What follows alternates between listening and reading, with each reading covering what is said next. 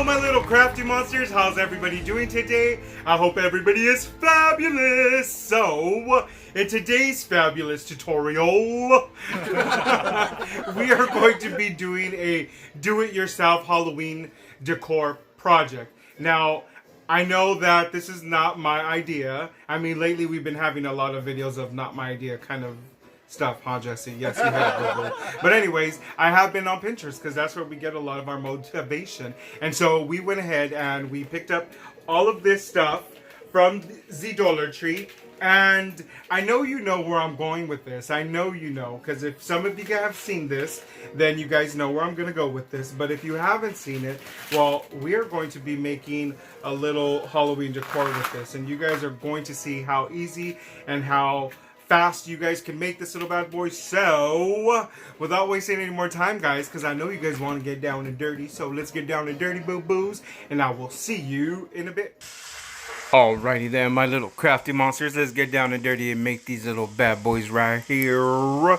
So these are some items that we purchased from the Dollar Tree. We picked up these little laundry baskets, and we picked up 4 of them because we are going to be making 2 cages. And you will need 2 laundry baskets per cage. So I just picked up these little snips from Walmart. And I went ahead and used these to cut to the very first thin line that you see on this laundry basket.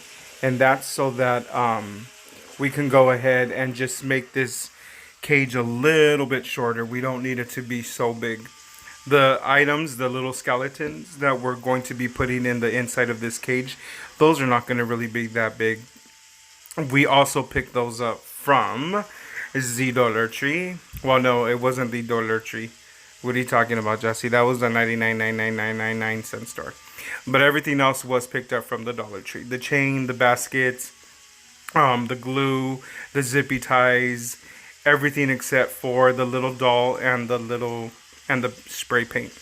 So anywho, once you got all of these little bad boys cut down to size, and you could also make these a little bit shorter too if you guys want to make them a little bit shorter. You don't have to make them this tall. But anyway, so once you got those cut, you just want like a little piercing tool to go ahead and pierce the center of these little baskets, and you only need to pierce 2 of them. These are going to be the tops, and we will be attaching some fishing line into these. So once we're outside, go ahead and spray paint the inside of the baskets and go ahead and spray paint the outsides. And you want to go ahead and just paint these whatever color you guys want. There's a lot of varieties that you guys could choose from. There are spray paints that kind of make stuff look almost like a metal, and you guys could definitely use those. In this case, we just went ahead and just spray painted them black because I just felt that, you know, the black would look a little bit nicer. Plus, the little skeleton dog and the little skeleton bird or vulture that we're going to be putting in the inside of these, they're kind of a light color, so they will stand out with the black cage. So go ahead and just spray paint all of your little pieces that you need to spray paint. And you want to make sure that you cover all of the white that's on this basket. You want it all to be completely black. And I am using a Rust-Oleum spray paint, and this is a black color. And I'm using the Rust-Oleum because that one always tends to be a pretty good spray paint when you're spray painting plastics or when you're spray painting basically anything. Now, that's usually my go-to spray paints. And then I would go to Crayola. I'm sorry. They're not crayons, Jesse. I would go to Crayon if I needed to get like any kind of colors that I would not be able to find out on the Rust-Oleum brand. Anywho, Jesse, you're getting a lot of tongue twisting going on right here, boo-boo. So you need to just calm your little self down. So anyway, like I said, guys, these could go any color you guys want. You guys could do them silver to make them look like a metallic silver cage, or you guys could do them black. You guys could just leave them white if you want to leave them white also, and cover them with like cheesecloth and stuff like that just to make them look a little bit more scarier. But in this case, like I said, I wanted them to be a dark color so that the inside item will stand out. And so all I'm going to do here is just finish painting these little bad boys, and then after we finish painting these little bad boys, we're going to go ahead and take them inside, and we're going to put this little thing together. Now, here's another tip. When you guys are spray painting these, make sure that you are not spray painting them in an area where it's really windy, because the wind will pick up dirt or will pick up little particles going around your yard, and they will get stuck to your laundry basket. That's just a little tip, because you know it did happen here. So we're gonna go ahead and just continue covering this whole entire little basket. Now, you guys could use the square ones as well. The square ones would probably look pretty cute too, as like a square little cage, or like those rectangle ones. I would actually use a rectangle one, and I would kind of make it look almost like if it's a little dog crate, and then I would put that little skeleton dog in there. But in this case, they didn't really have the square ones, so I just went ahead and I just got these round ones. But there's different, you know, shaped squares. There's round ones, there's some rectangle ones that you could definitely use. This is a really easy project, you guys. You guys don't even have to use a lot of stuff, and you don't have to spend a lot of money. I mean, if you were to go ahead and purchase this already made, like at Walmart or even one of those Halloween stores, you would definitely pay anywhere from $19 and higher, depending on what, you know, on what you are basically buying. Because just those skeletons, like the dogs and stuff, those run for $20 themselves, period. So I mean, you know, you're saving. And so once you have these little bad boys done, these are the little skeleton dog and the little skeleton vulture that we're going to go ahead and use. And these ones, like I said, I did purchase them at the 99.9999 store, and these are perfect because they were only $1.99.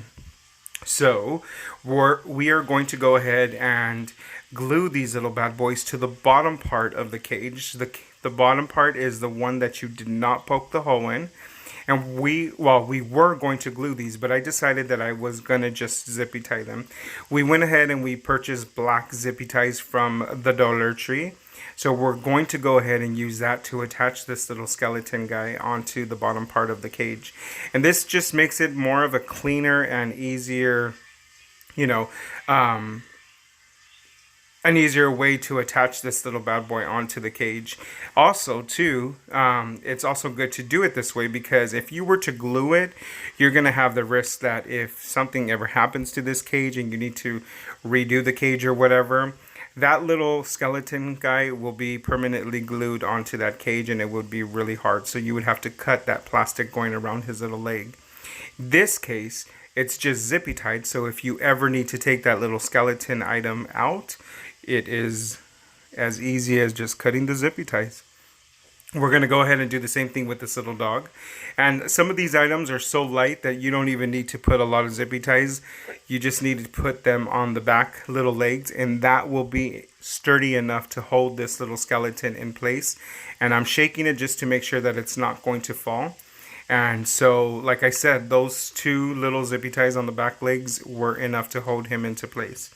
Once you have these little guys put in place, we can go ahead and start working on the very top part. Now, on some of the pictures that I've seen, I did not see this done, but in this case, we are going to do this because we want to go ahead and secure that the chain does not bust, because the chain is made out of a really thin plastic. So what we are going to do is we're going to go ahead and use a 30-pound fishing wire that we picked up from the Walmart. And this is enough to hold 30 pounds. So that cage and that little skeleton is not going to be 30 pounds. So this is going to be strong enough to hold that. And since we're going to double it, when we put this in there, we're going to go ahead and make that even more stronger. So we know that even in the harshest weather, that little string will not tear, and this will still keep hanging outside for a few years. So right here, we're just going to go ahead and measure the length of the chain, and then we're going to go ahead and measure the length of the fishing wire. And then once we have the length that we want, we're going to go ahead and we're going to go ahead and feed that fishing wire into that little center hole that we did with our little piercing tool. Now, like I said, you just need a piercing tool to make that little hole, because these laundry baskets are so thin that you do not need any special tools like a drill or anything like that. That piercing tool was enough. And so we're going to go ahead and feed that little fishing wire in there. I'm just trying to make sure that it's the same length of my chain. That's what you guys see me doing right here. And at the very end, I'm going to go ahead and tie a washer. That washer is just going to go ahead and secure that fishing wire does not go through that little pierced hole. Nobody's going to see this. This is on the very top part of the cage. And like I said, nobody will really notice this. So go ahead and just do that. And like I said, this is just basically to secure that fishing wire so that it doesn't pull out from that little hole that we provided for it. If you would have tied a knot or something like that, there is a chance of that knot still, you know, after a while, that plastic will wear and tear, and maybe that little hole will, you know, get stretched or whatever, and that fishing wire will fall through, and then your cage could fall. So that's another reason why we're using this. And so right here, we're going to go ahead and use some E6000 and a little bit of hot glue, and we're going to go ahead and just glue that that very first link of the chain. And we just want to make it look like if it's attached to that cage. You're not going to be able to see that little fishing wire because it is see-through, and we are weaving it in between the links of each of those chains. And like I said, nobody's really going to see it. So we're going to go ahead and allow that to dry, but at the same time, we're going to go ahead and get some zippy ties. And we are going to go ahead and zippy tie. I skipped about, okay, so when I say skip, you see how the basket basically has those little windows? We're going to call them windows. So I'm skipping about 2 little windows, and every 2 window I'm putting a zippy tie. Now, once you get to the very end of this, you are going to notice that that bottom basket is kind of trying to buckle. You just have to continue adding little zippy ties just to kind of straighten out that little basket, and it'll be all just perfect. And nobody's really even gonna notice it. I mean, seriously. Now, if those zippy ties are bugging you guys, and you guys want that little knob to kind of be on the inside of the cage, go ahead and just arrange them that way. In this case, I didn't really mind of that really too much because it kind of made it look like kind of like a little screw, like a little lug nut or something. And sometimes cages, like especially these, you know, cages that they put in like scary movies and stuff, they usually always have big, you know, bolts and stuff like that. So these little zippy ties, you know, the square part, it kind of made it look like that. So I just went ahead and I just left it. Besides, you kind of want it to look a little bit rustic looking, and for some reason I just thought that was working. But you guys could definitely arrange it to where the zippy tie goes to the back. Welcome back, my little crafty monsters. That's how easy it was to make these little bad boys right here. These little bad boys, I mean, they're a little too big to have right here in the picture. Besides, they're already hanging outside. So these little bad boys were super duper easy, just using stuff that we purchased from the Dollar Tree and also from the 99.999 store. And it was super easy, but then again, you had to go get the spray paint, right? Obviously, but we always get it at Walmart because that's a lot cheaper than your other hardware stores. I'm not going to mention no names, but it's a lot cheaper there, so we always go to Walmart. But anyways, that's how easy it was to make that. Make a few of those, guys, and you guys can put them around your house. If you're gonna have like a haunted house, that would even go perfect for your haunted house. But anyways, I hope that inspires you guys to make some of these little bad boys. And if you guys do make some, go ahead and share it with us on our Facebook and our Instagram, Paper to Masterpiece. You should be following us by now. And if you're not, guys, don't be missing out, boo-boos. And also, I hope you guys enjoyed this video as much as I enjoyed making it for you guys. Don't forget to subscribe. Go ahead and subscribe.